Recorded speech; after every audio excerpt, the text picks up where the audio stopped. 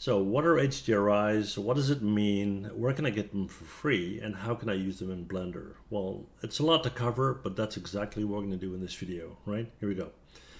So HDRI stands for High Dynamic Range Image. And in order for you to understand, let me show you one, right? We're going to go to a website called polyhaven.com right here. And if we go and look at what these files look like, they kind of look like a distorted kind of terrain image, right? Now, they're called high dynamic range images because it's a series of photographs that are compiled together with the darkest dark and the lightest light. So it contains more information than a regular photograph.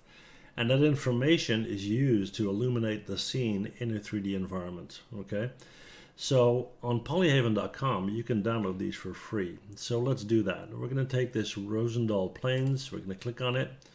It's kind of a high desert type deal, looks like, and we're going to download it. Remember the name of this thing?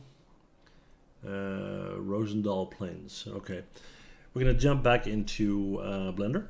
There you go. And what I got going on is a simple cube and a simple backdrop and no lighting. Okay.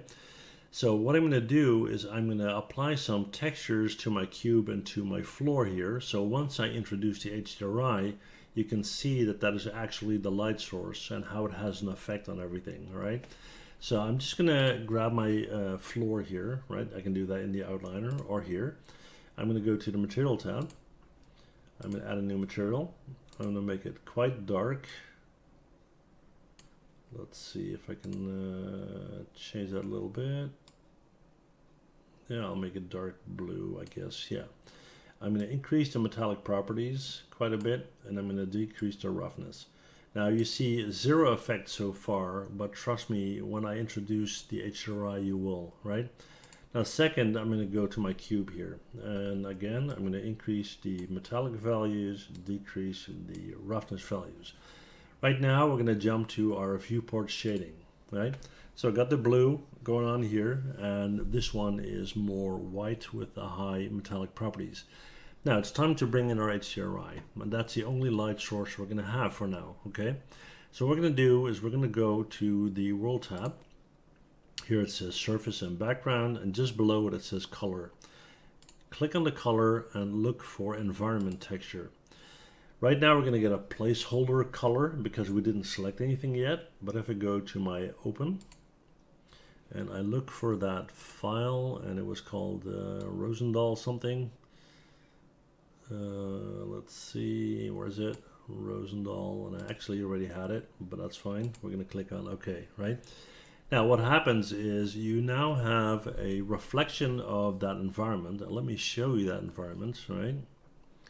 It's all around us, how that impacts our scene, okay? So because this is highly reflective, I'm gonna see all of that going on in the cube and on the floor as well. Of course, if you don't want it to have that much effect, you can change that. You can go in here, click on your floor, go to your Material tab, decrease the metallic values, right? And increase some roughness. And now you have a very faint effect going on, right? And of course you can do the same with your cube. So yeah, HDRIs are very, very cool to illuminate your scene, and now you know where to get them for free and how to use them, right? That's it for this video. Thanks for watching. See you guys in the next one.